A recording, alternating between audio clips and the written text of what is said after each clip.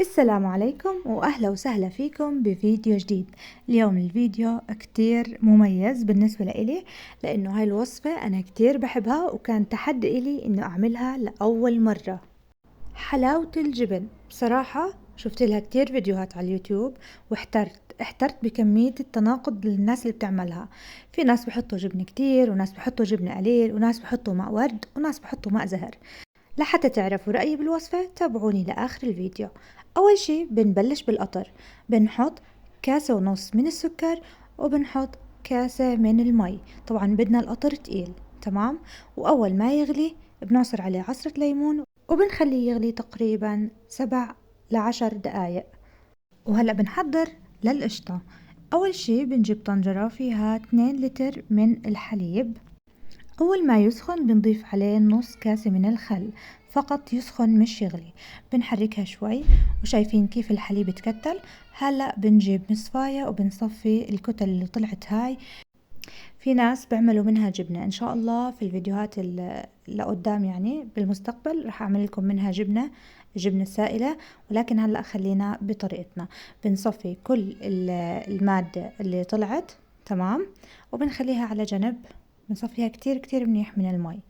وهلأ بنحضر الجزء الثاني من القشطة اللي هو بنجيب طنجرة بنحط فيها كاسة من الحليب، بنضيف عليها معلقة ونص من النشا ومعلقة ونص من السميد. السميد هون ما بيكون ناعم، بيكون إما وسط أو خشن. بنضيف معلقتين من السكر، بنحركهم مع بعض على البارد وبعدين بنشغل النار لحتى يتقل القوام. بعدين بنضيف مكعب من الزبدة تقريبا معلقة كبيرة. بنخلطهم مع بعض كتير منيح لحتى تدوب الزبدة ويتجانس مع قوام المهلبية اللي عملناها. وهيك بيكون القوام جاهز معنا. نتركها على جنب لحتى تبرد. وهلأ بنيجي للمهمة الصعبة، هي فعليا أصعب مهمة بكل الوصفة. طبعا هون ضفت 3 كاسات من المي. هلا انا حابة احكي لكم انه انا عملت مقدار ونص. بصراحة اكبر غلطة عملتها انه عملت مقدار ونص، وخصوصا انه اول مرة بعملها لانه طلع المقدار كبير وبده شغل يعني. تمام. هلا حطيت 3 كاسات من المي وحطيت عليهم نص كاسة من السكر. انا عمدا ما كترت سكر، هو بالوصفة الاصلية المفروض تحط 3/4 من السكر. تمام. هون بعد ما داب السكر بنضيف كاسة ونص من السميد. طبعا كل المكونات راح احط لكم اياها بالكابشن او بصندوق الوصف، وراح احط لكم مقدار واحد، تمام. يعني راح احط لكم مقادير المقدار الواحد مش المقدار ونص اللي انا عملته. هلا هون بنضل نحرك السميد حصرا يكون ناعم، تمام. بنضلنا نخلط لحتى يدوب السميد تماما، ولحتى هيك يبلش تحسوا انه يغلي ويجمد، تمام. طبعا أولها كنا نحرك بالخفاءة اليدوية، بعدين بصير يتقل القوام. لازم تجيبي اسباتيولا أو معلقة خشب. الاسباتيولا أحسن، ولكن جيبوا نوعية تكون كويسة لحتى تتحمل. وهون بنجيب 600 جرام من الجبنة الموزاريلا. لازم تكون عنا مبروشة أو مقطعة كتير صغير لحتى تكون سهل تدوب، تمام. وبنبلش الشغل. بصراحة هون الشغل الصعب إنه بدك تدمجي الجبنة الموزاريلا مع السمين. طبعا انتوا بتهيألكم إنه الموضوع سهل، ولكن هو فعليا صعب. مش صعب يعني، بده حدا عضلات قوية يعني. فإذا عندكم زلمة في البيت خليه هو يعمل هاي المهمة صراحة. هلأ بنضلنا نعمل هاي الطريقة ونحرك لفوق ولتحت ونعجن نحاول يعني ندخل جبنة الموزاريلا بالسميد لحتى تتكون عجينة لينة. هون بنحط الماء الزهر. طبعا انا حكيت لكم انه هون احترت انا نحط ماء زهر ولا نحط ماء ورد. بصراحة انا كنت اتذكر يعني ايش النكهة اللي كنت اكلها لما اكل حلاوة الجبن. وتذكرت النكهة اللي كنت أكلها لما جبت علبة ماء الورد وماء الزهر صراحة، لأني أنا كنت ناسية. ولما شميت الريحة عرفت إنها هي ماء الزهر. أنا ليش تخربطت كل هيك؟ لأنه كل هذا لأنه في فيديوهات بيحكوا إنه حطوا ماء ورد وفي فيديوهات بيحكوا حطوا ماء زهر، ولكن أنا لقيت الأفضل والأزكى إنه ماء الزهر. وهذا الإشي يعني برجع لكم حسب أنتوا شو بتفضلوا، ماء الزهر ولا ماء الورد. هلأ أنا هون حطيت يعني تقريبا غطيتين أو معلقتين صغار من ماء الزهر.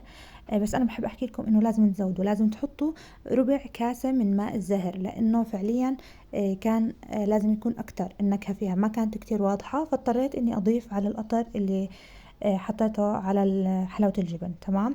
فزيدوا ماء الزهر. طبعا كل المكونات رح اكون حاطت لكم اياها بصندوق الوصف. هلا بالنسبه للقشطه خلينا نحضرها.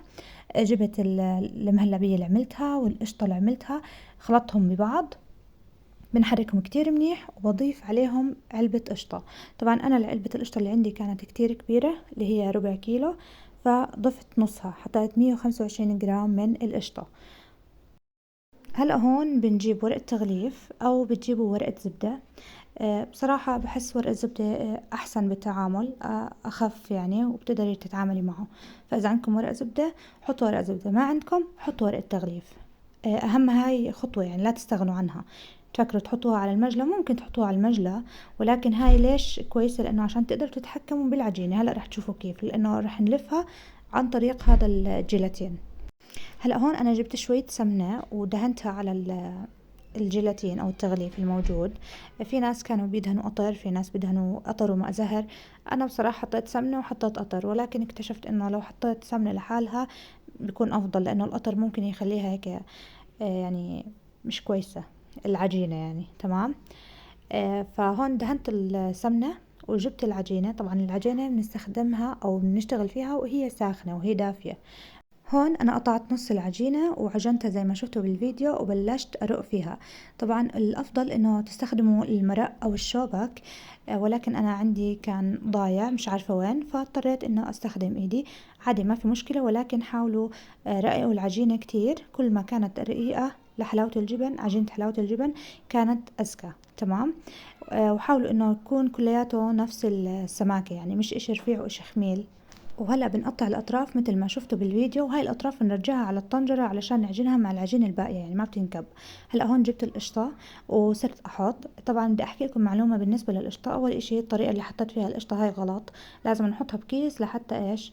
لحتى تسهل علينا الحط. شايفين كيف انا هون كبست العجينة؟ بنحط لفتين وبعدين بنبلش نقطع. كمان لازم تزيدوا قشطة أكتر يعني شوية، لأنه بالنسبة لي هاي أول تجربة، كنت لسه مبتدئة. المرة الجاية إن شاء الله رح أعمل مقدار واحد ورح أزيد القشطة. يعني هاي القشطة اللي عملتها أنا بتكفي مقدار، ما بتكفي مقدار ونص. والقشطة لازم تكون هيك مكورة تكوير، ما تمدوها مد لحتى تعطي شكل حلو لحلاوة الجبن.